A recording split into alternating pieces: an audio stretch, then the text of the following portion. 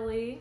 We're in chapter 2 now, Yes. and we're going to read this part here. It says, "Therefore we must pay much closer attention to what we have heard, lest we drift away from it. For since the message declared by angels proved to be reliable, and every transgression or disobedience received a just retribution, how shall we escape if we neglect such a great salvation? It was declared at first by the Lord, and it was attested to us by those who heard.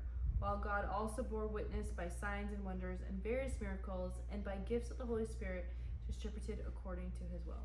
Yes. Okay, I'm just gonna say right away that I had a lot of questions about chapter 2, a lot of things that I'm not exactly sure about. Yeah.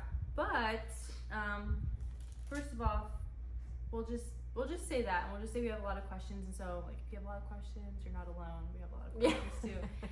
But we do feel like there are really great truth, Yes. obviously. And if you have these questions, you dive into them, I think that there's even like more. My observations with this, I think about who it was written to. It's written probably to people who were going through some type of persecution, and they were tempted just to like go back to the way that they were, because during this time period, those who were practicing the Jewish faith, they were protected under the law, as scholars believe may have been the case, and therefore they would not be experiencing as much persecution. And so here they are thinking, like, is it worth it? Should we do this? But what we just read in chapter 1 was just like, Jesus is God, Right. and he's greater than angels, and we have to be careful not to drift away. He's telling the recipients, don't drift away from the truth. It's already been proven that who Jesus is. My Bible has like the chapter heading, "Warning against neglecting salvation." Our hearts can drift away, and I think we've all had seasons of that in our lives where, or I have at least, where it's like, yeah, when I'm not focused on who Christ is, and like that fear of almost his God, like of his holiness and his kingship is lost. It's like it's easy to kind of not necessarily drift away, but even just to kind of the motions, you know, Right. And go to church and pray, but like, where's that true, like, earnest, like, yes, I need like that, you know, he is my salvation, you know. So yeah, I really like that verse. So then it continues on with like the angels and how Jesus is better. But then it says, "For it was not to angels that God subjected the world to come," in verse 5, of which we are speaking. And so the idea is that like the earth is not subject to angels. The earth is subject to Jesus. And then it like says how everything in subjection is under Jesus's feet. And there's nothing outside of his control. And I really like verse 8, like the second part of verse 8. It says, "At present we do not yet see everything in subjection to him, but we see him for a little while was made lower than the angels, namely Jesus, crowned with glory and honor because of the suffering of death, so that by the grace of God he might taste death for everyone." So it's true, like the earth is in his control, but we don't necessarily see that. Right. But it is in his control, and he had to come here as a human and experience all the things that we experience. Right. Experience suffering. And then for the purpose, I mean, he went through all of that so that we could be saved. Yeah. And then verse 10, "For it was fitting that he, for whom and by whom all things exist," right? So Jesus, again, his lordship, in bringing many sons to glory, should make the founder of their salvation perfect through suffering. So again, talking about Christ needed to suffer for our salvation. And then in verse 14 it talks about, "Since therefore the children share in flesh and blood, he himself likewise partook of the same things, but through death he might destroy the one who has the power of death, that is, the devil, and deliver all those through fear of death were subject to lifelong slavery. For surely it was not angels that he helps, but he helps the offspring of Abraham."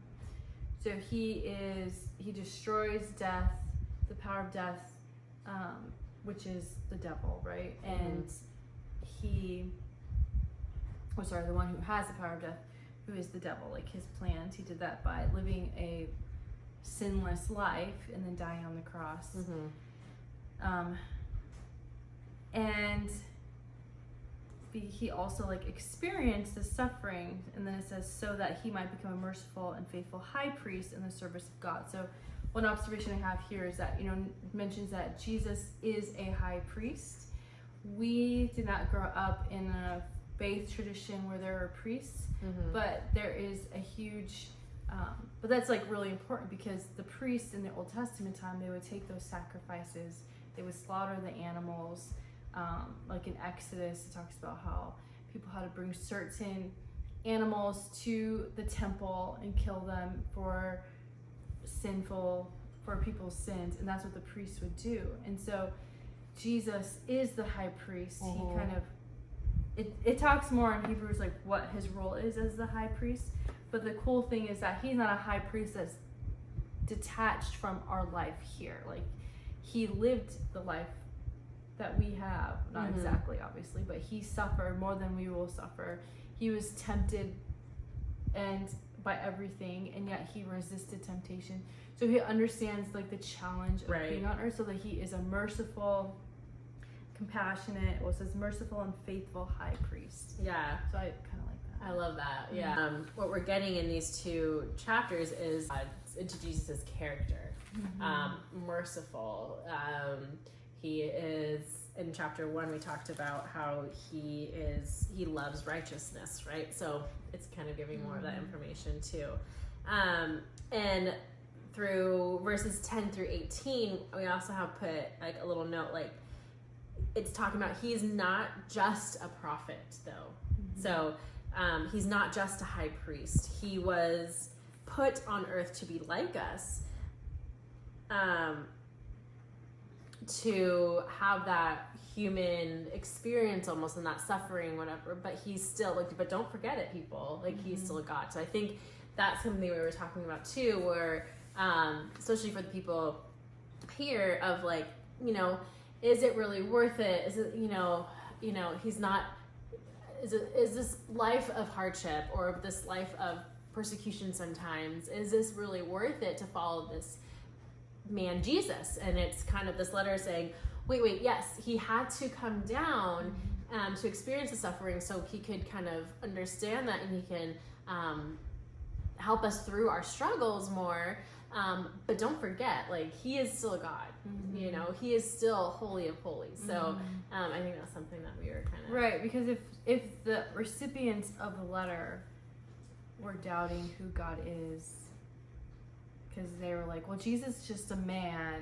Right. We saw him. He died on a cross. Like I know, like my uncle, like heard him speak in real life, like. Right. But the author is trying to say, like, no, he is, he had to become human in order to be like a high priest, in order to bring you salvation. Like this was like the foundation of your salvation. But like, don't forget, he is God as well. And you can't see that the whole earth is subjected to him and that he's on the throne, but it is. So I think it's interesting. What I find to be interesting is kind of trying to, very imperfectly, trying to imagine what the recipients, the first readers of this letter were thinking and what they were going through.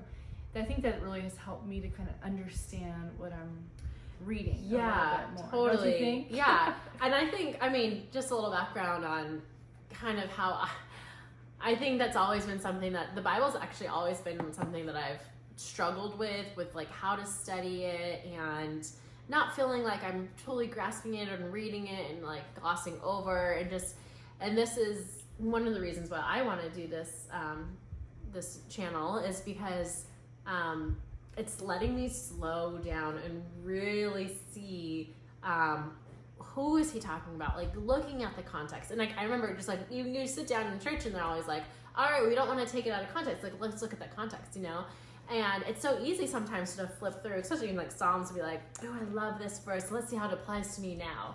It's like, oh, we're missing so much of the word when we don't look at that whole picture. And this is, I'm going on a tangent, but this is kind of showing me Right, a little it bit of that like deeper like Mhm. the meat of it, of knowing who it was intended to, and then it just comes alive more, like they say. Well, I had a professor once who said that studying the Bible is like a man who goes on a hike or a woman, whatever, somebody who goes on a hike and they see like they discover a little sliver of like shiny something, and they kind of like uncover it a little bit, and they notice that it's gold, and that there's like more gold, and the more that they uncover it, there's more gold, and it's just like gold all the way down. And I do believe that's what it's like to study the Bible, which is so exciting. However, based off of like Hebrews, I was like super convicted. Here are these people who the author is saying like, look, don't harden your hearts, don't drift away. You're going through something that's challenging. You're tempted just to give up. And I think that was like a major encouragement to do this, because it helps us to study more and to fall more in love with God, and we have this accountability with one another, and so we just hope that it's a blessing to you as well. And and I think like I think in our culture too, especially how our culture is shifting, if like people may not like don't love the term Christian, and don't and think of people that are Christians in a certain way, and we may experience some sort of persecution, maybe it be just a minuscule amount, but or maybe we're afraid to post like a verse on our social media because we're afraid of what our friends may say, or I don't know whatever it may be. But it's like, even for us, it's like, is this journey worth it? If following God worth it? It's so much easier just to kind of ride the wave of culture and go along with whatever is going on, and but it's like, no, like there's truth in the Bible, there's truth in who Jesus is, and we need to just be steadfast and like you said, like not harden our hearts. Let's not have our hearts drift away from serving our Almighty God. So anyways, well, if you have any questions, be sure to leave those in the comments below. And we again hope that this was encouraging to you guys, and are so thankful that you're coming on this journey with us as we learn and delve deeper and fall in love with Jesus. So thanks for watching. We really appreciate it, and we'll see you in the next video. Bye.